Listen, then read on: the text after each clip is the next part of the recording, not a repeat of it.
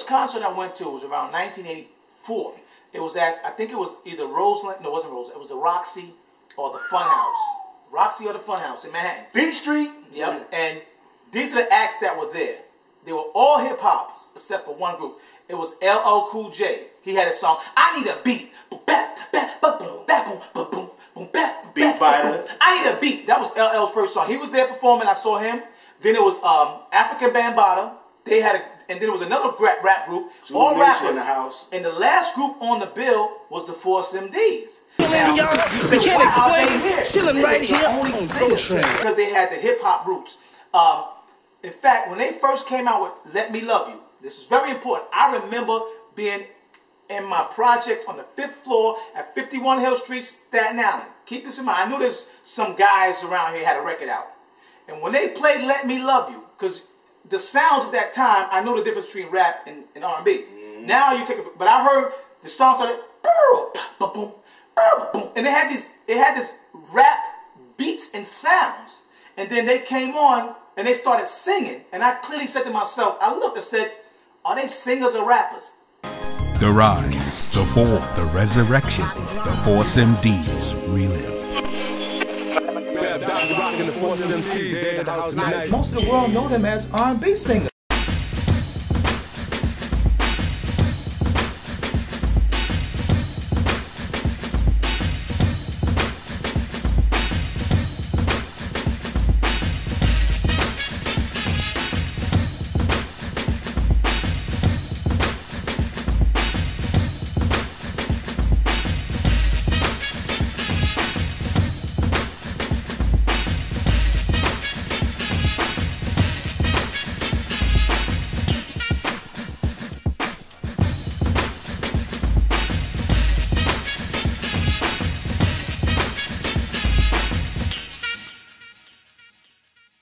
I'm Tony Elliott, storyteller and children's author.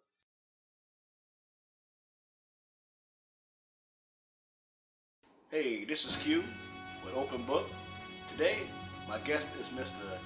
Tony Shaheed Elliott, author, film producer, film writer, a master storyteller. I mean, the man is a man of man, he just does it all. You know, he's a very, very up-and-coming entertainer. He told me some stories. I didn't know he could sing. I mean, he's just well-known brother. But he's really known for being the writer and the producer of the Force MDs documentary, the Force MDs Relived documentary. You know, very great film. You know, unfortunately, I wasn't there to actually be a part of that experience, and I really wish I was at the AB American Black Film Festival with my man right here. I mean, I was invited, but I had to do some other shooting for another documentary. But I'm here with him today, and he's gonna share his story, share his life, share his experience, and give our viewers some well-deserved information that they need to know. I think they need to know. So today, like I said, this is Mr. Elliott, and this is your show. Mr. Elliott. Hello there, great people, and I'm honored to be here with my man Quentin. And ever since I met Quentin a while ago, we've been working and talking and working on different projects, and we're here today to get some good film, some good stuff on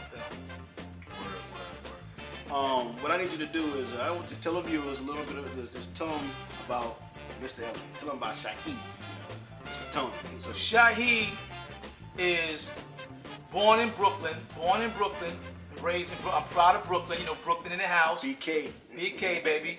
Brooklyn too. That's what I'm saying. But I moved to Staten Island at like 13. And I would go back and forth to Brooklyn, you know, for a couple years until it faded out. And moving to Staten Island was really different. It was a weird thing for me. It was a part of New York, but it was like hard to get to. You had to take a ferry to get there, or if you didn't have a car to drive over the Verrazano Bridge. So Staten Island was like its own little, it was New York City, but it was its own little temple. I guess that's why Wu-Tang called it Shaolin Temple. Later on, that's the deep. So, you know, but growing up on Staten Island was crazy because my mother moved from Brooklyn to Staten Island. One of the reasons she moved from Brooklyn is to keep me out of trouble. Because I had started, you know, hanging out with this gang called the Bachelors. It was a Puerto Rican gang. And I was probably the only black guy in there, but they let me in it because, you know, I was cool with some Puerto Ricans. And my mom, like, we moved to Staten Island. But then we moved to Staten Island. Staten Island wasn't so nice. And Staten Island was really crazy for me. Yeah, I mean, I got into my life on Staten Island, to be honest with you. It was like, my life was like, every day I woke up, you know, the few times I could concentrate on having fun, it's like when I walked out my door, it was like I was walking out. It's like a soldier in the army, and when you leave your tent, it's like if you in a Fallujah, you leave your base for real, and you go into the, that's how it was, because it was like, you know, always had to be ready to fight, or run, or take somebody's challenges. So Staten Island was rough for me. It was tough, you know, and I even bought a gun at 15. You know, that's common now, but back then I bought a gun because, you know, Staten Island it was big families, and it's like everybody was related. So if I got into a fight with anybody, even if they was the one that started the fight, chances are the next day I got 10 family members to fight against. And you know, it might sound mean to people that I didn't think in terms that I'm trying to hurt somebody, so I don't want you to think that I took life so lightly, but I didn't have no big brothers, I didn't have no family, and I felt the gun. I really wanted to keep them off me. I mean, I'll fight you with my hands, but I didn't want to be jumped. You know, I got chased a few times, so I bought a gun, and I really didn't want to shoot nobody, but the gun was like my big brother. That's what I described it. Basically, I didn't carry my gun all the time. One reason, because dudes would take your gun. They catch you not looking and yoke you. So it was like, you know how you pick on somebody and you beat them up? They say, I'm going to get my brother. My big brother. So if you jump me or beat me, I'm going to get my big brother. But my big brother was my .32 automatic. So I had it like that as a deterrent. And it, you know, so that's how Staten Island was for me. And I got in trouble. I got in trouble with the law and stuff like that. And you know, it was you know, it made me really tough. You know, so. That's why years later when I heard Wu-Tang came out with their song, it resonated with me. You know, when they came out Cream. with Cream and Protect Your Neck. Yeah, Protect Your Neck. That was like, Purple yo, tape, man. I grew up on the crime side, New York town side, and I understand that. So that I turned it on into writing. And I like writing. My writing, generally, a lot of my writing is based around a central character, and the character usually a character that the audience identifies with and they like. And if they don't like him, they're compelled to follow him through the movie. And I like to just, you know, a lot of the stuff I write about is based on my life or stuff I've seen. And I can tell you, if I didn't go through the stuff I went through, I wouldn't be as good a writer. So I will say that. And fortunately, even with all my hardships, I stayed in school. And to any young people listening, even with the carrying gun and getting arrested by the cops, something in me at 15 said, man, I know I gotta graduate high school. And it was, I knew, because I knew even then life would be tough without a high school diploma. But I said to myself, how am I gonna be walking around saying I ain't got a high school diploma? So I struggled through, and I made it through high school. It was tough, you know, and I even attended college. So, you know, that's the thing about writing on my experiences, what I went through, you know, and growing up on Staten Island. It was tough for me. All right, thing about Staten Island, I'm laughing, y'all. Please, this is great, and I love. Let me just say this: I love everybody now. Before I go into the story, I love all races. But when I grew up on Staten Island, man, we talking about 1976 and 7. I was born in 76. Really? Yeah. You're that much younger than me. Wow. They still had busing program on Staten Island, and we would get bused to. I mean, when I first went to school, New York High School. Everybody on Staten Island goes, New York High School. Back then, New York was way out in the white part where it was Italians and Irish. That's why I love Eddie Murphy when he does Italians. Excuse me, can I curse on here? No curse. Too much. Yeah, get the fuck out of my face. What are you talking about? Hey, Paisan, you talking to me? I'll kick your ass, right? I grew up with them kind of Italians on Staten Island. Like Bensonhurst too. Bensonhurst, yeah. And yo, we left Stapleton, and they made us ride the buses to New York. And when we get off the buses, it'd be families with signs, go back in your neighborhood. The news people out, and the white guys looking to get us, man. So we had, like, the white guys, we was outnumbered in New York, and they would pick on us, but we always had heroes who we didn't take that stuff, you know. And every now and then, the brother beat down some white dude picking on him. So that was New York, and I got kicked out of New York, and I went to Curtis High School.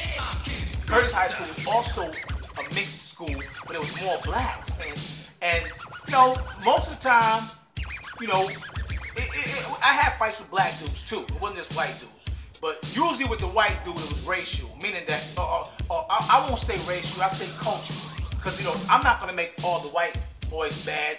They had to deal with different cultures too. People don't realize that sometimes it's like the white guys, they around these black guys that ain't used to being around, and the black guys, so sometimes it's not always that hate thing. You feel? I learned that as I get older. But when you're in the midst of battle, it's like us against them.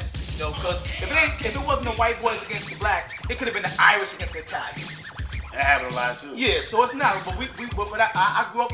I had to street fight white boys, and it was tough because you know, I wasn't a bully. Usually, if I fought a white boy, he was a tough one that I really probably shouldn't have been able to beat. But the adrenaline in me, I was so scared of losing the fight to a white guy. That's why no white boy could beat me if he was in my weight class. Let me explain it to you. If he was in my weight class, he couldn't beat me because I was like Muhammad Ali. In my mind, I'm not just losing the fight to this white guy. So you understand? I was like, if he beat me, it really meant that white people supposed to be our slave owners. That was my mind. So I was fighting. So I know some This white... is in the North. This is up in New York. This is New York. This is not the South. This is New York. So when I fought the white guys, the intensity of my fight, I'm fighting them like to the death, you know, and I won. But everyone I fought, I wouldn't want to fight them again. So anyway, so that was part of. So now that's the white-black thing. Then I got the Puerto Rican thing. You know, Puerto Ricans. I always got along with Puerto Ricans. It's weird. From Brooklyn, I got this thing about Puerto Ricans. And when I first started hanging with Puerto Ricans in Brooklyn, I joined this gang. Edwin lived in my building, and Cowboy. Now it was more blacks than Puerto Ricans, so we kind of had them outnumbered. So a lot of blacks, they kind of not this, you know, hey, Puerto Ricans, man, you ain't know the Puerto Ricans, right? But I like hanging out with Puerto Ricans. I like hanging out with Puerto Ricans, right? So you know, I joined this gang, the Bachelors, you know, and I think I went with them. One dude came and said, this Moreno, black guy, he said something he beat up somebody, and we went, and they went to jump the black dude. I watched it in horror in the elevator. They stabbed him with poles. I didn't do it. I couldn't believe it.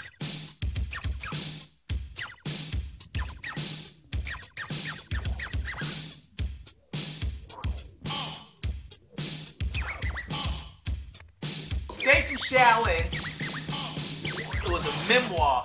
I started writing about memoirs of stuff I went through growing up. You know, I just wrote about it because I just wanted to put it on paper. When I first started writing, I said, you know, one day I want my kids to read it. It wasn't nothing to do with coming out with a book. You know, I just wanted to leave some, because, you know, I'm sure most people have been through stuff in their life that's worthy. We all got a story. We all got a story. That's my motto for the show. That's the motto for the show. Thank you. Everybody have a story to tell. I just don't want to tell nobody I want to hear your story. Right. I want to hear your story. Wow. That's the way I feel. That's why I'm producing the show. I want to hear it. Wow. So Escape from Shaolin is about me, and it could be any kid it could be any kid stuck in a low-income housing projects with his mother, who's a good mother, and his father's not there, and she's trying to raise these kids, and there's no male to show this young man how to navigate in this jungle, and he has to, on his own, navigate this jungle. He don't just have to navigate, but if it's racial stuff, he's got to navigate through his own black people, and then he has to deal with the racism, especially in the 70s, of white people who was around. You know, it was a lot of, I mean, I often heard of black kids getting shot by cops. It's nothing new. I grew up, it's like when I hear, like, it's been going on forever. So, and the cops on Staten Island, I will say this to you, and I hope I want them to hear it, because I condemn you. The police on Staten Island are some of the worst police in New York to black people. They really, those young white policemen really enjoy exerting their influence over black kids. Even when I went back to visit a couple years ago, I was so surprised because I wasn't used to this, man. Out there living that. Even the cops down south treat me with more respect, the white cops. They may or may not like me, but they'll say, excuse me, sir. Whereas the New York cops, especially Staten Island, go, hey, you, come in. That's how they talk to you. And you go, excuse me? You heard me, come in. You know, so now they're provoking you. So I got pulled over so many times on Staten Island with my brother, and they want to search the car. So anyway, that's a whole another thing. So Escape from Shaolin is about coming up, surviving, Rikers Island. Rikers Island and all that stuff, and becoming a young man and making it out of the hood. That's what Escape from Shaolin is about in a nutshell. So I have the memoir-based novel, and if any of you guys have never read this book and you really like good reading, it's not urban literature, but if you like urban lit, you will probably like it. It's an old book called Manchild and the Promised Land by Claude Brown. I love that book. My book, I think I got a lot of his style. So it's I've heard he's the first person. Manchild and the Promised Land. Talk about Manchild. Great book, and I read it like 4 times. And my book is like a modern day Manchild and the Promised Land. And there's another book that I hope it's not as quite well known, but it's very well known, called Down These Mean Streets by Piri Thomas. He was a darker skinned Puerto Rican guy growing up in Harlem. And his book, Down These Mean Streets, is a great testament to what it was like for a Puerto Rican of darker skin color growing up in 1950s and 60s New York. You really, Heard it there first. We're going to showcase that book. It's a great book. I got to speak to Piri Thomas. He, like 2 years ago, that was my biggest honor over the phone. He was very sick, and I told him how big an effect his book had on me, man. Really, and it felt so good talking to him, and he was very appreciative. And he died a little while ago. Piri Thomas, Down These Mean Streets.